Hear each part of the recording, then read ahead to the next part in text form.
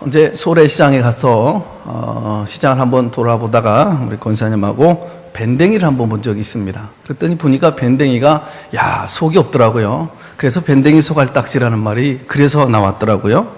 근데 오늘 본문에 보니까 밴댕이 소갈딱지 같은 그런 교인들이 나옵니다. 고린도 교회 성도들이에요.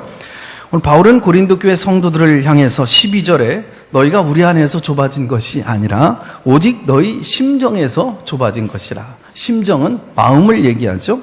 심정이 좁아졌다. 이 말을 직역해보면 감정이 경련을 일으켰다라는 뜻입니다. 따라서 좁아진 마음이란 그 감정이 경련이 일어난 것처럼 그저 여유가 없고 편협하고 초조해지는 근심하고 있는 그 마음을 얘기합니다. 그러니까 바울은 여러분을 대하는 나의 마음이 좁아진 것이 아니라 고린도 교회 성도들의 마음이 좁아졌다라고 사도 바울은 얘기하고 있어요.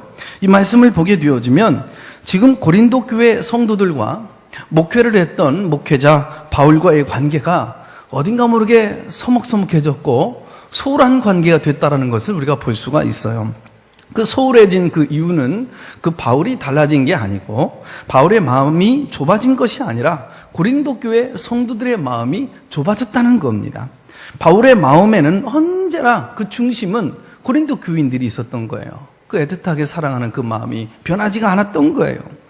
그러나 바울이 고린도 교회를 개척하고 함께 섬기고 그래서 이제 사역을 하고 이제 바울이 떠나간 뒤에 이 고린도 교회 교인들의 마음에 바울이 이제 더 이상 자리 잡고 있지 않았다는 겁니다. 왜 그러냐면 바울이 떠난 다음에 그 고린도 그 지역에 거짓 사도들과 또 거짓 이런 어떤 교사들이 와서 미혹을 했기 때문에 이제 이 고린도 교회 성도들이 흔들렸던 겁니다.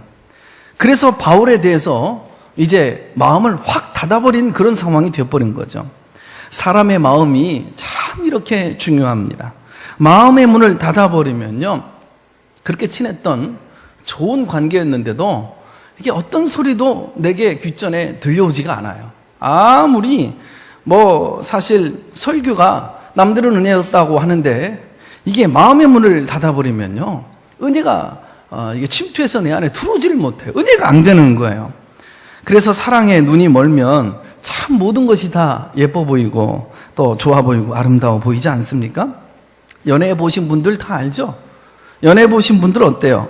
참 이 사랑에 눈이 멀어 있을 때는 너무 좋을 때는 자꾸 보고 싶고 보는데도 또 보고 싶고 어떤 때는 밥을 먹다 상대방이 밥알이 이 얼굴에 이 볼에 묻어 있는데도 불구하고 그냥 좋다는 거예요. 그냥 좋대요.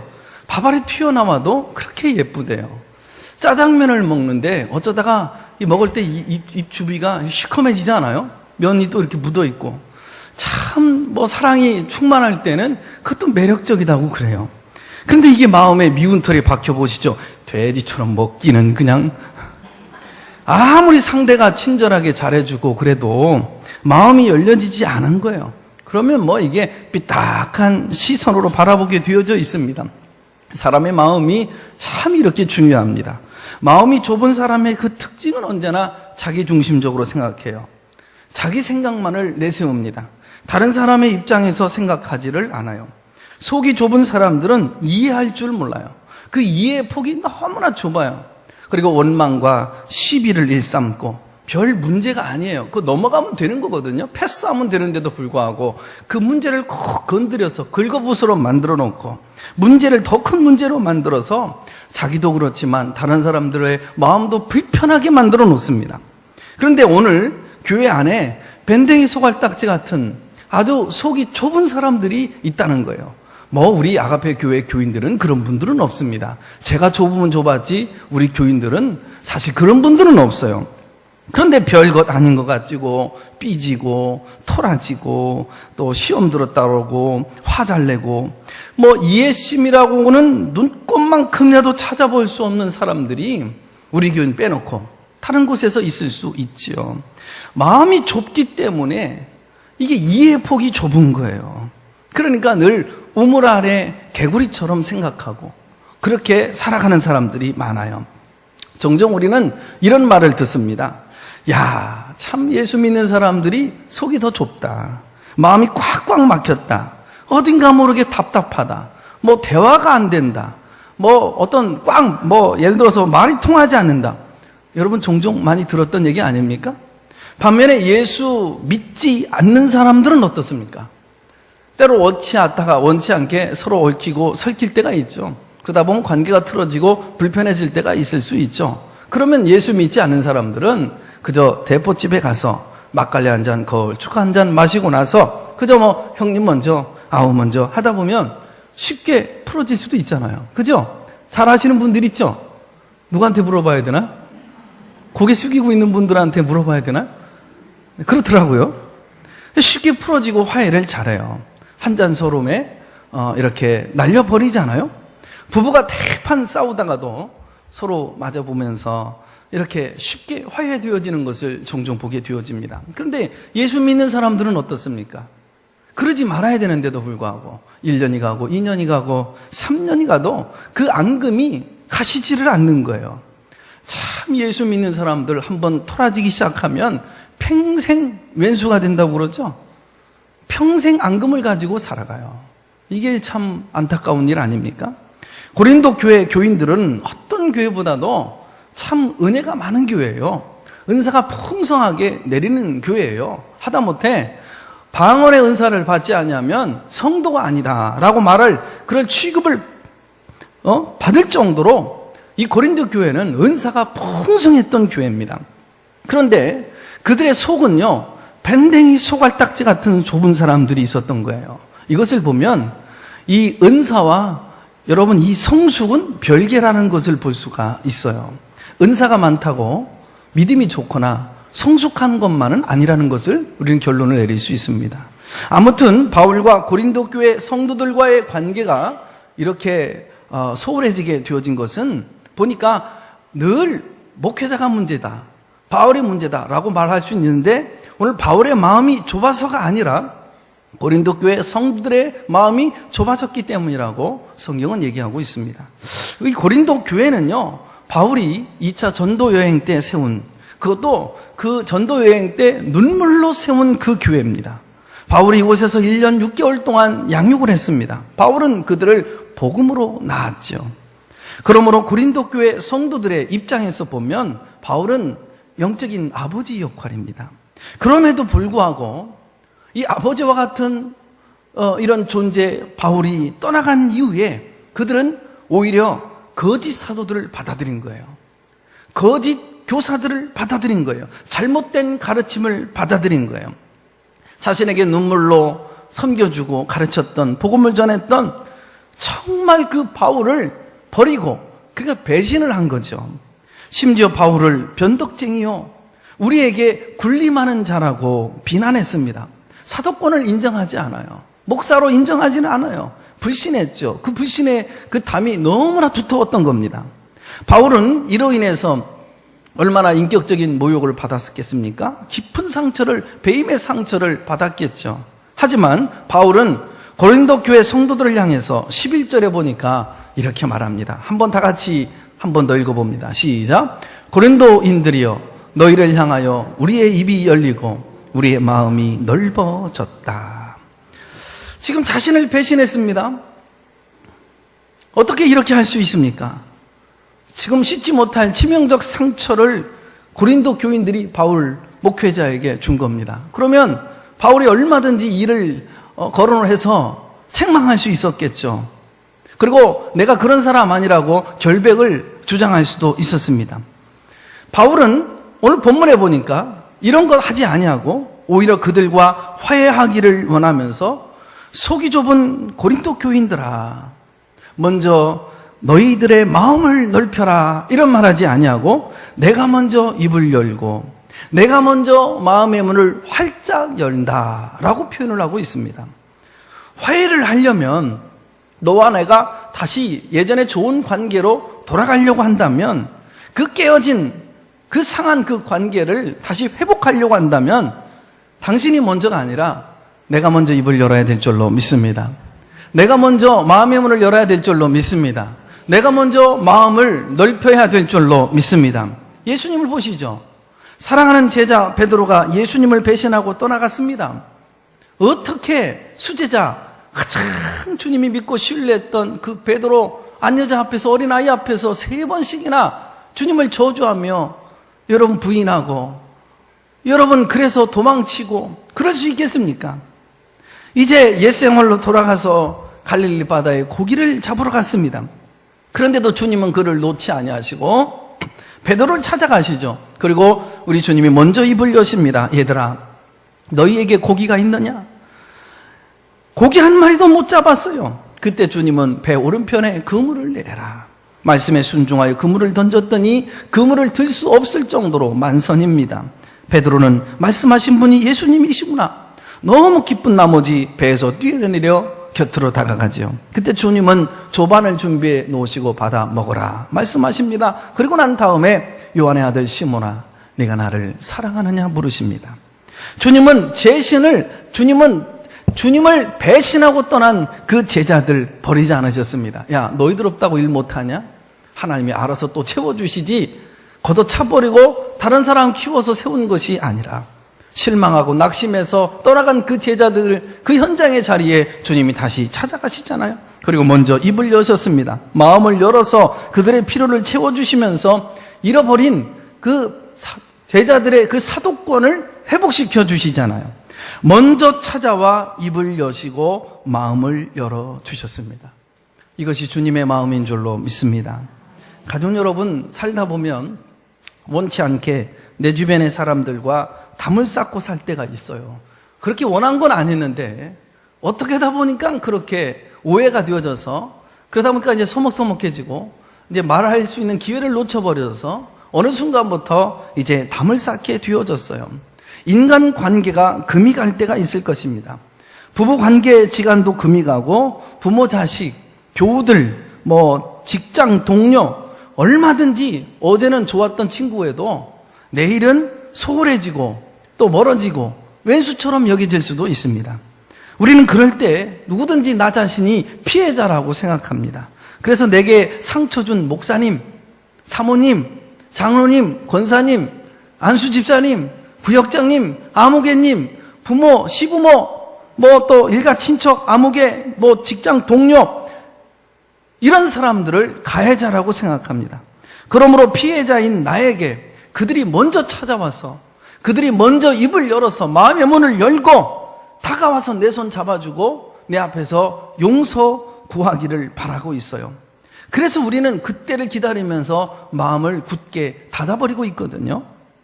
오늘 인간관계의 아픔 때문에 괴로워하고 계십니까? 이 세간 우리가 하나님 앞에 서게 될 때 돈 못 벌었다고, 성공 못했다고, 꿈 못 이루었다고 아파하지는 않습니다. 그런데 단 하나 후회되는 것은 인간관계를 정리하지 못했을 때 하나님 앞에 서지 못할 만큼 후회와 안타까움을 여러분 망설이고 있는 분들이 임종 때 많이 보았습니다. 도통 대화가 되지 않는다고 해서 서로 마음의 문을 확 닫아버리고 살아가고 계신 분 있습니까? 서로 대화가 되지 않아서 마음의 문을 닫고 살아가는 경우가 있다 할지라도 비난하지 마십시다. 헐뜯지 마십시다. 원망하지 마시자고요. 누가 먼저 잘했든 못했든 그거 중요하지 않습니다. 중요한 건 주님이 그랬듯이 내가 먼저 자신의 입을 열고 마음의 문을 활짝 여는 자가 위인인 줄로 믿습니다. 주님의 사람인 줄로 믿습니다. 중요한 것은 내가 먼저 마음이 열릴 때에 상대방의 마음도 같이 열리게 된다는 거예요. 상대방이 아무리 소갈딱지 없는 밴댕이 소갈딱지 같다고 할지라도 헐뜯지 말고, 비난하지 말고, 삼삼오 모이면 누구 못 잡아먹어서 그렇게 하려고 하지 말고, 불평하지 말고 내가 손을 내밀어 화해의 악수를 청할 수 있기를 바랍니다. 바울이 그랬어요. 바울은 자기 자신을 배신하여서 치명적인 상처를 주었던 그 고린도 교회 교인들을 향하여 당신의 마음을 여십시오, 이것이 아니라 내가 먼저 입을 열고 내가 먼저 다가가서 입을 열겠습니다, 내가 먼저 마음을 넓히겠습니다 라고 말하죠. 결국 바울이 먼저 입을 열었어요. 바울이 먼저 가서 손을 잡았어요. 바울이 먼저 가서 마음을 넓혔을 때 이 고린도 교회 교인들과의 관계가 원점 이상으로 회복되어졌다는 것을 우리는 보게 되어집니다. 당시 바울을 아는 사람들은 이구동성으로 이렇게 외쳤을 것입니다. 야, 이제 바울과 고린도회 끝났다, 끝장났다. 어떻게 목회자를 그렇게, 아니 성도를 그렇게, 야 이제는 도저히 그 건널 수 없는 강을 건너버렸네, 회복될 수 없어, 하나 될 수 없어, 야 그 교회, 이런 상황을 만들어서 말할 수도 있겠죠. 한번 생각해 보십시오. 바울이 개척한 교회 교인들로부터 배신을 당하고 인격적인 모욕을 당했을 때 충분히 그럴 만도 하지 않습니까? 그런데 바울은 고린도 교인들에게 말합니다. 이제 여러분들을 위하여 입을 열고 내가 마음을 넓히겠습니다.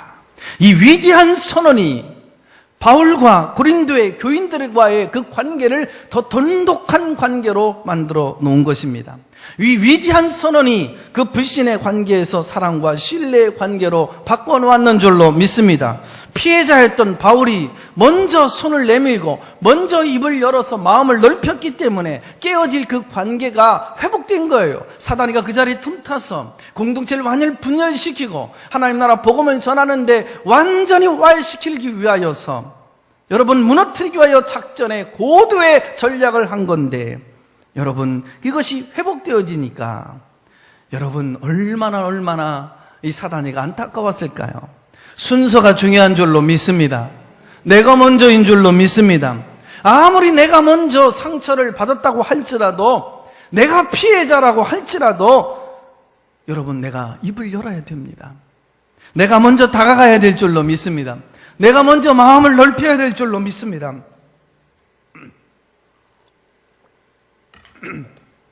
내가 먼저 화해 악수를 청하는 거죠. 순서가 중요한 줄로 믿습니다. 바울은 고린도 교회를 향하여서 먼저 마음을 열었어요. 그리고 아비된 자가 사랑하는 자녀에게 권면하듯이 권면하죠. 13절입니다. 다 같이 한번 같이 읽어볼까요? 시작.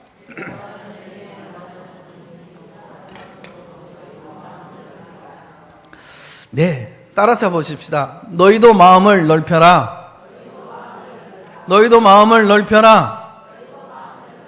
먼저 자기 자신의 마음을 넓힌 다음에 너희도 마음을 넓혀라, 이렇게 말을 하고 있죠. 마음을 넓혀라, 이 말의 의미는 뭘까요? 첫째로 문맥적인 의미로 볼 때 바울이 전한 그 복음, 그 순수한 그 복음을 너희들이 먼저 받아들여라, 이런 말입니다. 거짓 사도들, 거짓 교사들이 전한 이 복음을 받아들이지 말고 예수 그리스도를 믿음으로만 구원을 얻게 되어진다라고 하는 그 바울의 순수한 이 복음을 다시 너희들이 받아들여라, 이런 말입니다. 왜냐하면 당시 거짓 사도와 교사들이 이 고린도 교회에 침투하여서 이 고린도의 교인들을 혼란하게 미혹시켰어요. 그래서 바울이 전한 복음 이외에 다른 복음이 있다라고 전하기 시작합니다. 그래서 그 고린도 교회 교인들이 이 거짓 복음을 받아들이고 바울이 전한 복음에서 떠나가기 시작하고 이 바울을 배척하기 시작합니다. 그래서 복음에서 떠나가고 있는 고린도 교회 교인들을 향해서 말합니다. 보답하는 양으로 너희도 마음을 넓혀라. 보답하는 양으로 너희도 마음을 넓혀라. 이 말은 그동안 자신이 고린도 교회 교인들을 위하여 베풀어 주었던 그 사랑이 있을 거 아니냐. 그 너희들에게 흘렸던 그 눈물이 도대체 무엇이냐. 고린도 교인들에게 베풀어 주었던 그 사랑의 그 보상은 내가 너희들에게 전한 그 복음을 그대로 받아들이는 것이라는 거예요. 다른 복음을 받아들이지 말고 내가 전한 복음, 예수님을 믿음으로 구원을 얻게 되어진다는 이 복음을 받아들여라. 이것이 나를 향한 사랑의 보상이라고 얘기하고 있어요. 두 번째, 마음을 넓혀라. 일반적인 의미를 살펴보면 사랑하고 용서하라는 그 마음 갖는 거죠. 고린도 교인들을 보게 되어지면 은사가 많잖아요. 그런데도 미움과 시기와 질투와 그 분쟁이 떠나지는 않았어요. 그러니까 그 교회의 신앙이 낮았어요. 어린아이 같은 믿음을 갖고 있는 거예요. 고린도전서 3장 3절에 보면 너희가 아직도 육신에 속한 자로다. 너희 가운데 시기와 분쟁이 많으니 어찌 육신에 속하여 사람을 따라 행함이 아니리요. 그러므로 마음을 넓혀라, 이 말은 이해하라는 마음이에요. 사랑하고 용납하라는 마음이에요. 그저 대화로 해결하라고 하는 마음이에요. 베드로는 예수님께 형제가 내게 죄를 범하면 몇 번을 용서해야 됩니까? 그저 7번 용서하면 되겠습니까? 인간의 한계를 얘기한 거죠. 그런데 주님은 7번씩 70번이라도 용서해 주어라. 그저 용서에는 제한이 없다고 말씀하십니다. 사랑으로 용서해 주고 또 용서해 주고 용납해 주고 품어주는 것, 이것이 넓은 마음이라고 말씀하고 있습니다. 자, 그러면 우리는 왜 넓은 마음을 가져야 될까요? 첫째로 따라서 해보십시다. 주님의 마음이 큰 소리로 해볼까요? 주님의 마음이 넓은 마음이기 때문에 눈 크게 뜨세요. 제가 안 보일 것 같죠? 다 보여요. 그래도 20년 목회했는데 여러분 눈빛 보면 제가 말씀 듣고 있는지 안 듣고 있는지 모를 것 같아요? 다 합니다. 다 등잔 밑이 어둡다고 또 내가 누구라고는 얘기 안 해요. 김정 집사님이라고 절대로 얘기 안 하는데 절대로 내가 얘기는 안 해요. 근데 저 뒤에 안 보일 것 같죠? 다 보입니다. 뒤에서 쏘곤쏘곤하고 뭐 핸드폰 만작만작거리고 그러지 마십시오. 말씀 듣고 승리하십시다. 예수님은 군병들이 예수님 자신의 옷을 제비 뽑아 나누어 가지고 얼굴에 침 뱉고 뺨을 치고 채찍으로 등을 내리치고 손과 발에 못을 박고 십자가에 달렸을 때 네가 하나님의 아들이냐? 네가 유대인의 왕이냐? 그렇다면 내려와라. 그렇게 조롱하는 자들을 향하여서 주님이 분노하시지 않고 저주하시지 않습니다. 오히려 주님이 용서하시잖아요. 아버지여 저들을 용서하소서, 자기들이 하는 짓을 저들이 알지를 못합니다. 예수님이 잡히시기 전날 밤에 베드로가 칼을 빼서 대제사장의 종 말고의 귀를 내려치죠. 그때 예수님은 그 귀를 다시 붙여주시면서 베드로에게 말합니다. 칼로 쓰는 자는 칼로 망한다. 내 이웃을 내 몸과 같이 사랑하라. 심지어는 원수까지 사랑하라고 말씀하십니다. 주님의 마음은 넓은 마음인 줄로 믿습니다. 주님의 마음은 이렇게 넓은 마음이기 때문에 주님의 도를, 주님의 가신 그 길을 따라가는 주님의 그 제자들은 주님의 마음을 닮아야 될 줄로 믿습니다. 두 번째로 좁은 마음은 따라서 해보십시다. 영적인 침체. 결국은 좁은 마음을 갖다 보면 영적인 침체를 가져다 주기 때문에 마음을 넓혀야 되는 겁니다.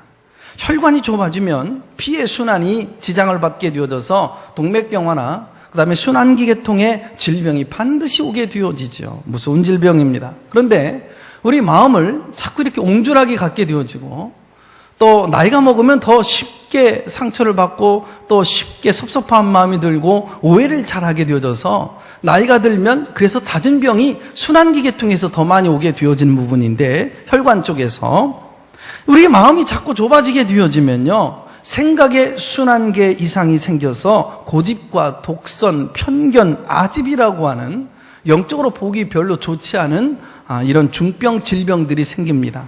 그러므로 이 좁은 마음은 결국은 병든 마음이에요. 그리고 이 좁은 마음은 점점 좁아져서 나중에는요 그 마음이 어떤 마음으로 가게 되어지냐면 닫힌 마음으로 가는 겁니다. 닫힌 마음은요 햇빛이 이터날 들지 않는 이 닫힌 방 안과도 같아요. 지하실에서 살아본 분은 잘 알 거예요. 저도 신학교 시절에 한 1년 반 정도 이렇게 이제 지하실에서 이렇게 자취를 한 적이 있어요. 이야, 참 완전 지하인데요. 뭐 햇빛 안 들어오죠. 바람구멍 하나 제대로 없죠. 뭐 장마 한 번만 왔다면 그 위에서 물이 쏟아져 내려와 갖고 금방 밑으로 내려오는, 이야, 장마 끝나고는 온갖 벌레에다가 냄새, 악취, 이건 만만치 않더라고요. 요즘은 반지하이기 때문에 보니까 햇빛도 들어오고 창문을 열어놓으면 그저 뭐 공기도 들어오고 그럽니다. 생각해 보십시오. 햇빛도 바람 한 점도 들어오지 아니하는 답답한 지하실, 그게 바로 닫힌 마음입니다. 좁은 마음은 닫힌 마음이고, 닫힌 마음은 그런 집과 같은 거예요. 살아있는 사람의 집은 아무리 작고 초라해도요 출입구에는 햇빛과 바람이 드나드는 창문이 있어요. 그러나 죽어있는 사람들의 무덤을 보시죠. 죽어있는 사람들의 무덤에는요 햇빛이 어디 있어요? 무슨 바람이 들어와요? 죽은 자들의 무덤에는 이렇게 참 답답하고 썰렁하고, 여러분 사람이 드나들 수 있는 문도 없고요. 마찬가지로 마음의 문을 닫고 살아가는 사람, 그게 속편할지도 모르죠. 그래, 넌 너대로 난 나대로. 그런데 그렇게 살다 보면 마음이 다치게 되어지면 스스로 어둠 속에 거하는, 그리고 다친 인생의 삶을 살게 되어지는 거예요. 그리고 영적으로도 죽은 사람과도 같아요. 영적으로 죽은 사회바다와도 같은 거예요. 하나님의 은혜에서 결국은 누가 잘했느냐 못했느냐의 문제가 아니라 하나님의 은혜에서 멀리 떠나 살게 되어집니다. 그러므로 마음의 문이 닫혀있는 그런 좁은 마음은 영적인 침태를 불러오고 영적인 쇠퇴를 불러온다는 사실을 기억해야 합니다. 사울은요, 마음이 넓은 사람이었을까요? 좁은 사람이었을까요? 좁은 사람이었어요. 다윗이 골리앗을 이기고 돌아왔을 때 길거리에 이스라엘의 여자들이 나와가지고 지금 전쟁에서 승리하고 돌아오는 다윗을 향해서 사울 왕은 천천히 내 다윗 왕은 만만히로다. 이거 다윗을 노래한 거잖아요. 자기가 왕으로서 사울 입장을 볼 때 영광을 받아야 되는데 일개 목동인 소년이 지금 찬양을 받게 되어지니까 그 마음속에 시기와 질투가 막 일어나게 된 겁니다. 그래서 그 일로 인해서 좁은 마음을 갖게 되어지니까 시기하게 되어지고 질투하게 되어지고, 그렇게 되어지니까 결국은 악신에게 사로잡혀서 야료하게 되어지고, 나중에는 자기 스스로 목숨을 끊게 될 수밖에 없는 인생의 어떤 이런 후를 맞이하게 되어지잖아요. 악한 영이 주목하는 사람이 누굽니까? 악한 영에게 시도 때도 없이 공격을 받는 사람이 누굴까요? 악한 영이 늘 좋아서 자기 환경이기 때문에, 좋은 그 환경을 만들어 놨기 때문에, 어떻게 생각해 보면 여러분, 어떻게 하나님의 영이, 하나님의 성전인 우리 몸에 악한 영이 들어올 수 있단 말입니까? 그런데 사실 허락을 해줬기 때문에 들어오는 거예요. 들어와라. 들어와서 나를 짓밟아라. 나를 무너뜨려라. 나 말고도 우리 가문을 완전히 무너뜨려. 그게 뭐냐면, 그 통로, 그 문이 뭐냐면 좁은 마음이에요. 옹졸한 마음이에요. 자꾸 미워하는 사람이 있죠. 섭섭한 마음 자꾸 갖는 사람이 있죠. 이런 사람들은 시도 때도 없이 사단이가 왔다 갔다요. 왔다 갔다. 너그럽지 않은 마음을 갖고 있으면 이 세상 살기 힘듭니다, 여러분. 상대방이, 여러분, 우리한테는 용납해주고 넓은 마음을 갖기를 원하면서 나는 왜 상대방에게 넓은 이해와 포용의 마음을 우리는 갖지 못하고 있는 걸까요? 좁은 마음은 하나님의 은혜에서 멀어지게 만듭니다.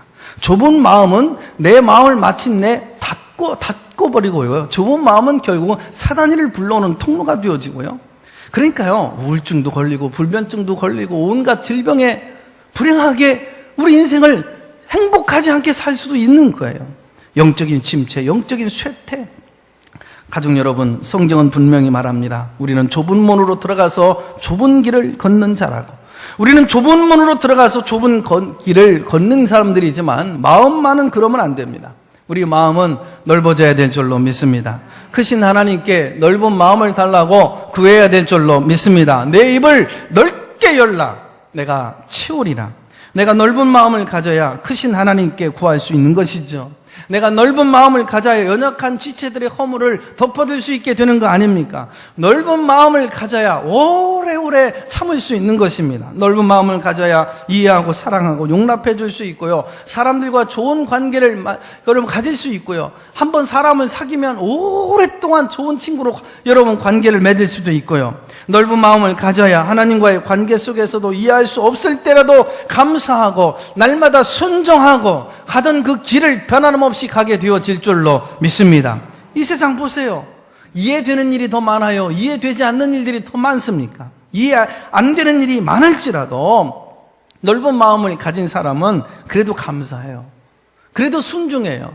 하나님 뜻이 있겠지. 그리고 복종하고 따라간단 말이에요. 성경을 보게 되면 예수님을 포함해서 많은 하나님의 사람들이 넓은 마음을 가지고 살았던 것을 보게 되어져요. 아브라함에게는 조카 롯이 있었는데 서로 양과 소 가축들이 많아지면서 조카 롯의 가축의 목자들과 아브라함의 그 목자들 간에 서로 다투는 일이 생깁니다. 이로 인하여서 친족이 헤어지게 되어지는데 그때 아브라함이 어떻게 결정을 할까요? 창세기 13장 8절로 9절에 보면 우리는 한 고륙이니 나나 너나 내 목자나 네 목자나 서로 다투게 하지 말자. 네 앞에 온 땅에 있지 아니하냐. 나를 떠나라. 네가 좌하면 나는 우하고 네가 우하면 나는 좌하리라. 보십시오. 조카 롯이 누구 때문에 거부됐습니까? 누구 때문에 부자가 됐어요? 아브라함 때문이죠. 그러면 아브라함이 조카 롯을 갖고 있는 모든 그 소유물을 취한다 한들 여러분 할 말이 없는 사람이잖아요. 아브라함은 모든 기득권을 내려놓습니다. 모두 다 내려놓습니다. 조카 롯에게 선택할 수 있는 그 선택권을 주죠. 마음이 넓은 사람만이 할 수 있는 행위입니다. 요셉을 보십시오. 형들에 의해서 애굽에 팔려갑니다. 애굽에서 13년 모진 고난을 받고 애굽의 총리가 됩니다. 그 땅에 기근이 심함으로 가나안 땅에서 그 형제들이 그 식량을 구하기 위해서 애굽에 옵니다. 원수를 갚을 수 있는 절호의 기회, 그 동생 앞에 무릎을 꿇습니다. 그때 형들에게 요셉이 뭐라고 말합니까? 창세기 45장 5절, 당신들이 나를 이곳에 팔았으므로 근심하지 마소서, 한탄하지 마소서, 하나님이 생명을 구원하시려고 나를 당신들 앞서서 보내셨나이다. 모든 것이 하나님의 뜻과 계획, 섭리 속에서 이루어졌다고 말하면서 도리어 형들을 용납하죠. 얼마나 마음이 넓은 사람입니까? 넓은 마음은 사랑합니다. 용서합니다. 품어줍니다. 솔로몬은 어린 나이에 왕이 됩니다. 그래서 솔로몬이 하나님 앞에 1000번제를 드리면서 하나님께 지혜를 구합니다. 그런데요, 굉장히 놀라운 사실이 있어요. 하나님은 지혜와 총명만이 아니라 뭘 더 주셨느냐면, 따라서 보십시다. 넓은 마음. 열왕기상 4장 29절에 하나님이 솔로몬에게 지혜와 총명을 심히 많이 주시고 또 넓은 마음을 주시되 바닷가에 모래같이 하시니, 하나님은 솔로몬에게 지혜와 총명만 주신 거 아니에요. 우리가 기도하고 예물을 올려드리고 있습니다만은 굉장히 중요한 것 하나, 넓은 마음을 사모하는 것처럼 이 시대를 행복하게 사는 사람 없고, 넓은 마음을 가진 사람이 여러분 누구보다도 하나님의 은혜를 더 많이 누리게 될 줄로 믿습니다. 하나님은 솔로몬의 마음을 넓게 리모델링 해주시죠. 솔로몬의 잠언을 보게 되어지면 누구도 흉내낼 수 없는 정말 지혜로운 말씀들이 많이 나옵니다. 뿐만 아니라 솔로몬 스바의 왕들이 예물을 가지고 찾아올 만큼 그 모든 삶의 그 지경이 확장되어진 것을 보게 되어져요. 그렇습니다. 우리가 하나님 앞에 나의 마음이 넓어지게 되어지면 나의 삶의 지경이, 인간관계가, 경제도, 건강도, 응답도, 축복의 지경도 넓어지게 될 줄로 믿습니다. 성도 여러분, 2017년입니다. 그리고 어느덧 3월이죠. 만물이 소생되어지는 계절입니다. 신앙생활하기가 굉장히 좋아질 때죠. 오늘 우리가 해야 할 일이 있습니다. 그것은 관계를 회복하는 일입니다. 여러분의 마음에 부담으로 다가오는 사람 있습니까? 그 사람 생각하십시오. 그리고 성령의 음성을 기울이십시오. 깨어진 관계 속에서 살아가는 분 계십니까? 그들이 마음의 문을 열고 다가오기 전에 먼저 나의 문을 열고 그분에게 다가가십시오. 먼저 입을 열어서 화해의 악수를 취하세요. 하나님은 옹졸한 사람으로, 째째한 사람으로, 밴댕이 소갈딱지의 사람으로 살아가기를 우리 주님 원하지 않습니다. 속이 좁은 사람이 아니라 넓은 마음을 가지고 우리 하나님은 이 세상 살기를 원하시는 거예요. 우리 하나님은 우리가 넓은 마음을 가지고 크고 광대하신 하나님께 구하기를 원하는 것입니다. 우리 마음이 넓어져야 삶의 지경도 넓혀질 줄로 믿습니다. 부모에게, 부모 자식 간에, 교우 간에, 또 목회자와 성도 간에, 어떤 직장 동료 안에, 여러분 어떤 관계 속에서 섭섭하고 소홀해진, 서먹서먹해진, 그래서 관계가 멀어서 담이 쌓아진 것이 있다고 한다면 오늘 마음을 넓히셔서 모든 담을 허물으시기를, 내가 먼저 다가가서 손 내밀 수 있기를, 그래서 자신의 세계에 갇혀서 독선과 편견을 가지고 이 세상 살지 말고 허물을 덮어주고 용서하면서 넓은 마음을 가지고 이 세상 큰 지경을 넓혀가며 살기를 주님의 이름으로 축원합니다. 찬양할까요? 자, 내가 먼저 손 내밀지를 못하고